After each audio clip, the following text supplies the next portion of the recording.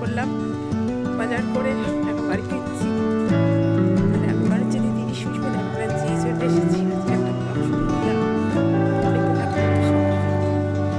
সকাল সকাল উঠেই চলে গেছে রান্নাঘরে, আর গুড়িয়া চলে গেছে ঠাকুর ঘরে। যেহেতু আগের দিন গ্রহণ ছিল, ওই জন্য ঠাকুরকে রং দেয়নি।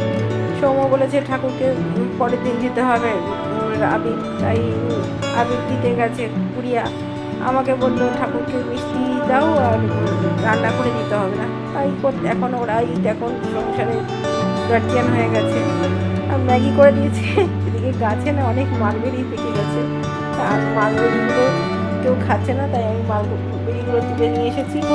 বন্ধুরা, আমি এখন কাঠের উনুনে রান্না করছি। এরকম কত কাঠ কেটে গুছিয়ে দিয়ে গেছে রাজিবাবু। তার নিচে বসে বসে গাছের ছায়ায় দেখো গাছগুলো দেখতে পাচ্ছ, দেখো আমার মাথায় খেয়ে নিলাম। কুল গাছ, সবেদা গাছ, এই সব গাছের নিচে বসে ভাত রান্না করছি, দেখতে পাচ্ছ। জ্বালানি বাঁচানো হচ্ছে, গ্যাস বাঁচানো হচ্ছে। গ্যাস বাঁচিয়ে কাঠ রয়েছে অনেক, তাই ভাতটা কাঠের উনুনে রান্না করে নিচ্ছি। দেখো কত কাঠ, পাতা, কাগজ সব গুছিয়ে রেখেছে, তাই দিয়ে এখন রান্না হচ্ছে ভাত। আর কিছু রান্না করবো না, শুধু ভাতটাই করবো। সব রান্না গ্যাসে করবো। কাঠের উনুনে কি রান্নাটা গন্ধ আসে, ভাতে গন্ধটা লাগে না।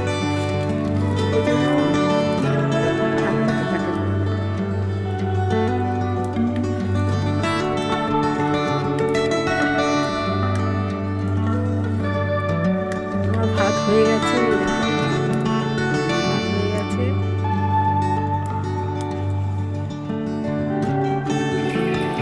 দেখো দেখো বন্ধুরা, দেখো এরকম পাগল কোথায় দেখেছো? আমাকেই রং মাখিয়েছে।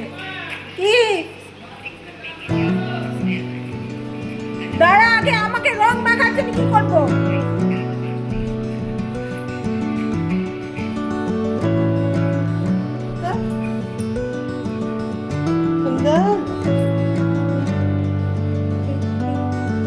ডিজাইন করে দিতে হবে।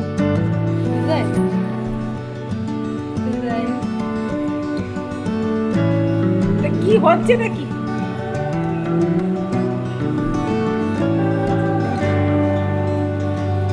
ওম নমঃ শিবায়, ওম নমঃ শিবায়, ওম নমঃ শিবায়।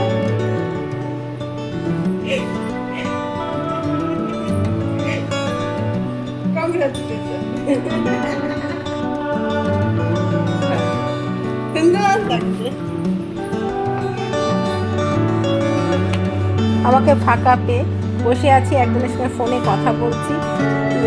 ও সেই ফাঁকে ভালো মতো আবির মাখিয়ে দিল। কি না, নেক্সট ইয়ার তো শ্বশুরবাড়ি চলে যাবে, শ্বশুরবাড়িতে থাকবে, তাই এই বছর ভালো করে রং আমাকে মাখিয়ে দিল। দেখো নেক্সট ইয়ার শ্বশুরবাড়ি থাকবে বলে এই বছর দেখো কেমন রোমান্টিক লাগছে। রং মাখা যখন হয়ে গেছে, তখন আমি যাই একটু বৌদিদের গিয়ে রং মাখিয়ে আসি। বৌদিরা ফোন করেছিল, বলে আমি 12:30টার পরে যাবো। ও বসে রং মাখাবে যখন, তখন আর দরকারকে আমি এখনই গিয়ে ওদেরকে রং মাখিয়ে দিয়ে আসি। তা একজনকে পেলাম, তাকে রং মাখিয়েছি, আর দুজনকে ফোন করে ডাকা হলো। তারাও এক এক করে আসলো, এসে তাদেরকে আবির মাখানো হলো। এবার আমাদের এই রং মাখানো দেখে পাশের বাড়ি একটা বউ, সে এসে বলে কি তোমাদেরকে একটু রং মাখিয়ে দিই, কারণ আমি না রং মাখানোর লোক পাচ্ছি না। ঠিক আছে, তোমরা কিছু মনে করবে না তো? না না, কেন মনে করবো, এটা তো ভালো আনন্দের জিনিস, রং খেলা। তাই সে আবার এসে আবির টাবির মাখিয়ে দিল। আমাদের রং খেলাটা কেমন হয়েছে অবশ্যই কিন্তু কমেন্টে জানিও, কমেন্টে যে আমরা কেমন রং খেললাম।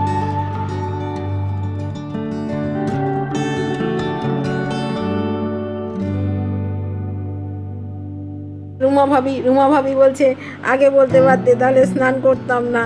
তো আমি কথা তো আগের থেকেই ঠিক হয়ে গেছে যে আমরা আজকে রং খেলবো। তা তুমি কেন স্নান করেছো? এর মধ্যেই আবার লতা বৌদি চলে এসেছে। লতা বৌদি বাড়িতে চলে গেল, সে আবার রং ঠং নিয়ে বলে আসছি। দাঁড়াও, বেশি করে রং দিও না, অল্প করে রং দিও। উনি আর বৌদি আবার বলছে আমি ভাবছিলাম যে ফটো তো তোলা হলো না, তা যাক আজকে তাহলে ফটো তোলা হবে আমাদের রং খেলায়। আমাকে বলতে আগে মেয়ে ওকে মাখিয়েছে। হ্যাপি হোলি। হ্যাপি হোলি।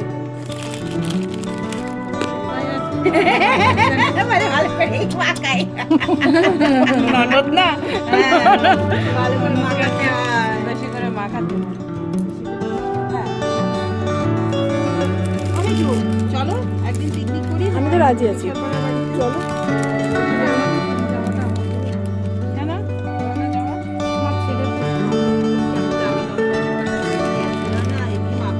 আমার কালকে টিকিটে, আমার কালকে সাক্ষী পুকুমার জন্য আমার ট্রেন যাবে, তারপরে ওখান থেকে আবার সব থাকবে আর কিছু থাকবে। আমার বাড়ি কি ছেলে বলছে এইটুকু তুমি একা যাও, আমি তোমাকে দেখবে। গান গাওয়ার খুব দুঃখ হয়েছিল, আমাদের হোলি জায়গা ফটো তোলা হয়নি, আজকেই হয়ে যাচ্ছে। এই যে যেটা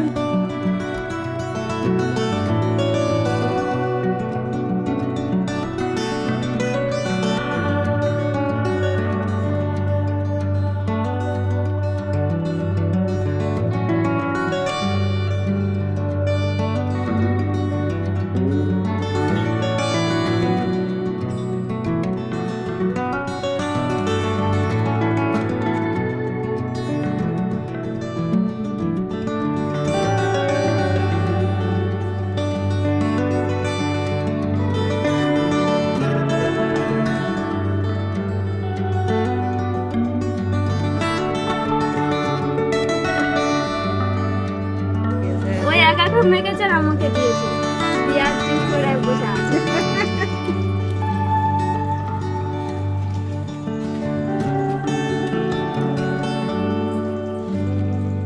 আরে আমরাও তো আজকে আসলাম রং মাখতে, আমার মেয়ে আমাকে রং মাখিয়েছে এরকম করে।